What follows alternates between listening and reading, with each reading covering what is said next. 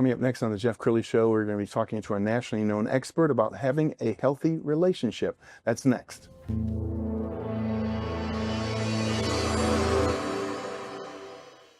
Many are predicting that the worst is yet to come, which is unfortunate, said one person here. Until now, they've enjoyed the reputation of being the nation's icebox. Watched a burglar in his home this morning by webcam. As a journalist of over 25 years, stories are what make my world turn. Reporting live from the Dallas newsroom tonight, Jeff Crilley, Fox 4 News. But in 2008, I took the jump from my familiar life and started a PR firm from my home. We're talking about anyone with a camcorder like the one I'm using becomes a television network. We started slowly growing the company, and we now have over 100 clients, and we've branched into the world of live digital broadcasting. I now own 8 different TV studios and have a huge team, and the stories that I now get to share are sometimes the most important of my life. Life has a funny way of coming around full circle. This is the Jeff Crilley Show. Well, I don't think the statistics have changed much over the last half century. Half of all marriages end in divorce. Somebody who knows this very well is Candy Marcum. She is in the studio right now. She's with Candy Marcum Counseling, and you've been doing this for 40 plus years, which I cannot believe because you look so young. So you started in the early 80s. You're so funny, Jeff, because I usually tell people I started when I was 12. Not so. And how have couples changed in the last, 40 plus years? Well, I think there's a lot more information out there on how to be a couple, how to manage your emotions, because to me, the first 3 years, your couple partner can do no wrong. But after that, you got to have something more than love and lust. You've got to have respect. You've got to have accountability. You've got to have consistency, and those kind of things can help you have a very long and wonderful relationship. And because you can be together for a long time doesn't mean it's real fulfilling. So if you're going to be with someone for a long time, I want you to be happy, and I want you to be fulfilled, and I want to help you learn how to do that. Okay, we're going to pull up your website, and as we scroll down the website, I want you to talk about the kinds of couples that you love to work with. Is it typically a young couple, middle-aged couple, older couple? What I've found, Jeff, is that as I have gone through my career, my clientele is close to my age, but not now because I'm so old. I take any age. I'm a marriage and family therapist. I do not work with children, so they need to be, 18 or over. But the couples come in a diversity of gender and a diversity of color, a diversity of faith. Yes. They come in all kinds of ways. That's what a relationship is. Well, one of the things that Candy does super well is she creates a bunch of content. And there are dozens and dozens of videos online. Let's go ahead and roll this one. I think what happens traditionally, and we don't particularly want to do it, but I think it happens traditionally, is that let's say a man and a woman come together, form a relationship, get married. They both are attorneys, let's say. They both have big careers in front of them. Well, they get pregnant. So the male keeps going in his career. He gets a raise. She has the baby. She stays for a little bit, but she goes back in to the office. She didn't get the raise. She's kind of where she was when she got pregnant. But he got the raise. And so they decide to have a second child. Her career is done. She's now at home with 2 kids, and his goes on. I understand women who want to wait. They want to see what kind of career they can have. There's a lot of independence when you have a career. It meets a lot of needs. It's not the same, I don't think, as being a parent or being in a family, but I think it's real important. Women have to think that through because a lot of it will land on them. Sometimes in a relationship, they decide that the male is the one who's going to stay home with the children. It doesn't matter as long as they talk about it and they decide who's going to do that. The same can be said with same gender couples. Who's going to stay home with the children? Are we going to have children at all? Because with same gender people, it doesn't come naturally. And what is more important? Well, probably the family, but it certainly is important to have a career too. And Candy, one of the points that you make in so many of these videos is communication, because often two people are talking and nobody's listening. And you practice a method that is really a very famous, it's called the Gottman method. Yes. Yeah, can you explain that? The Gottman method is what I call evidence-based, and that's why I use it.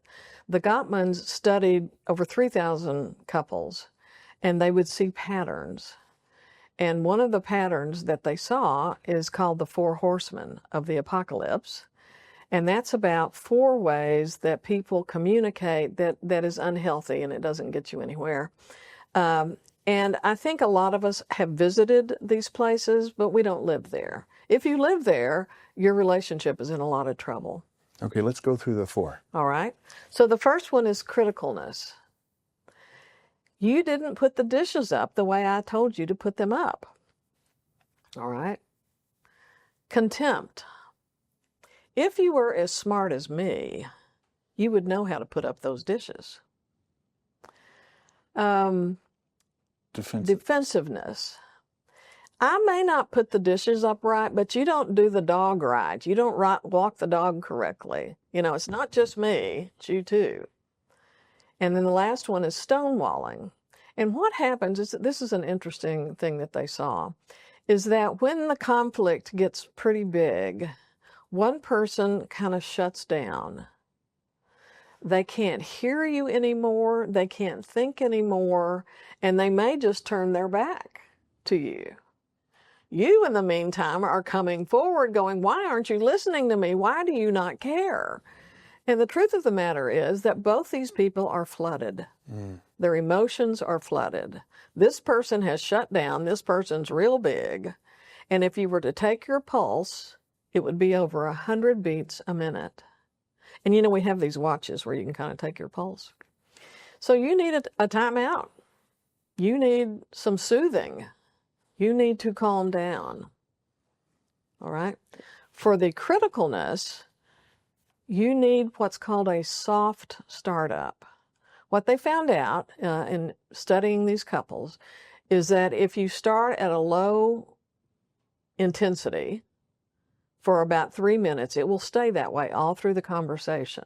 If you start up here at a real high intensity, it will stay there for the rest of the conversation. So the criticalness, when you find yourself being critical, you need to calm down and start softly with a soft startup.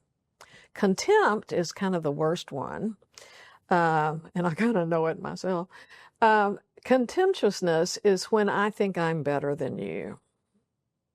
And if you would just think the way I did and do the things the way I do. And the antidote for that, interestingly enough, is that you want something. You really want something from your partner. You have to be vulnerable and then say, I need you to help me with this. I'm overwhelmed with work and the children. I need you to step in more. Right? Then the defensiveness, I love the defensiveness, because it reminds me of basketball. If you're playing basketball and somebody has the ball and you want to get it, you know, you have to try to hit the ball, but let's say you hit the person's hand. Well, that's a foul, and your number's 14, and so the ref says, you know, 1-4 made the foul, and 14 is supposed to raise their hand. They're supposed to take responsibility. That's right. I didn't put the dishes in the dishwasher correctly. You're right, and I need to do a better job with that. All right. So those are the 4 horsemen, and those are the 4 antidotes to them. Wow. I'm blown away by your genius. And you were telling me before the show that couples have changed over the years because I think they are more equal in terms of power. And that makes a big difference, doesn't it? I think it does. Part of using Orville Hendricks' method of counseling is that there are stages in a relationship. And the first stage is love and limerence. We have so much in common.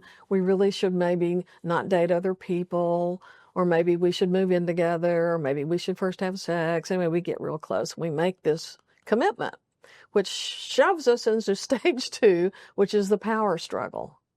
And the power struggle goes like this. I am not going to lose myself in this deal. All right? So that's about power.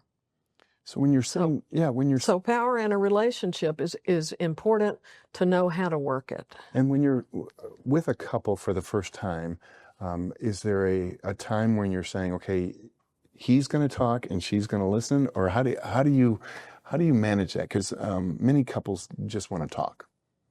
Yeah, I think that's why you go see a counselor, because I will not have your answers. I barely have my answers. My job is to help you communicate. Are you saying what you want to say? And are you hearing what your partner is saying? So I have them practice. I say, and I usually start with the one who doesn't talk the most. So I'll start with that one. And I'll say, okay, in like 2 or 3 minutes or less, I want you to say something to your partner here. And when you're through, your partner's going to say back to you what they heard you say. All right? Because normally what we're doing is the minute he stops, I'm going to jump in and say this. No.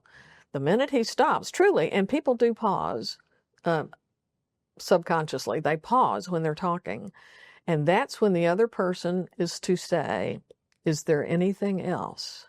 As opposed to jumping in and now it's my turn. Yes. All right? So we go back and forth with just the attentive listening and reflecting back before the other person talks. All right? Now, you won't do this when you talk about, pick up ketchup at the grocery store.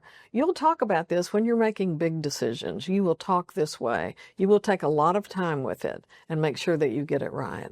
Outstanding. You're also a very popular guest on various podcasts. I met you through Jennifer Hargrave, who has a show on our network, and we've got some video from you on this show, I think a couple of weeks ago.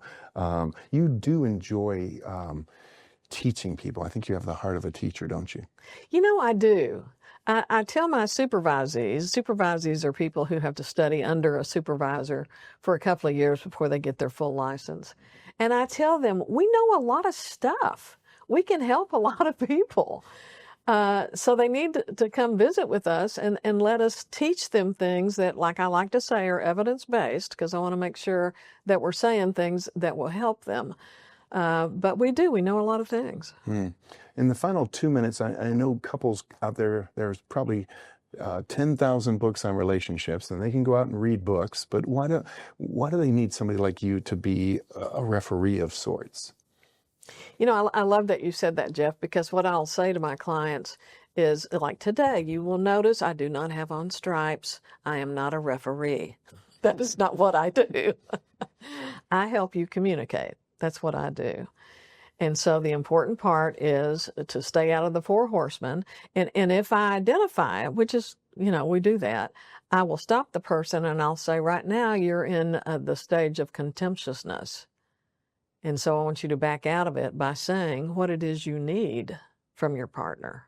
All right? I forgot your question. Yeah, just the kind of like the final thought about a couple watching this saying, I think it's time that we book an appointment with Candy. I can already tell from, our last 15 minutes that you have the kindness that most couples would look for. They don't want a Dr. Phil who's going to punch them in the nose and say you're being an idiot. So for that couple who's thinking they might need to engage you, they contact you through the website. What's the process? Yes, you can go to the website and learn about me and read about me. But you can also go to the client portal and go over to the Simple Practice application and set up an appointment.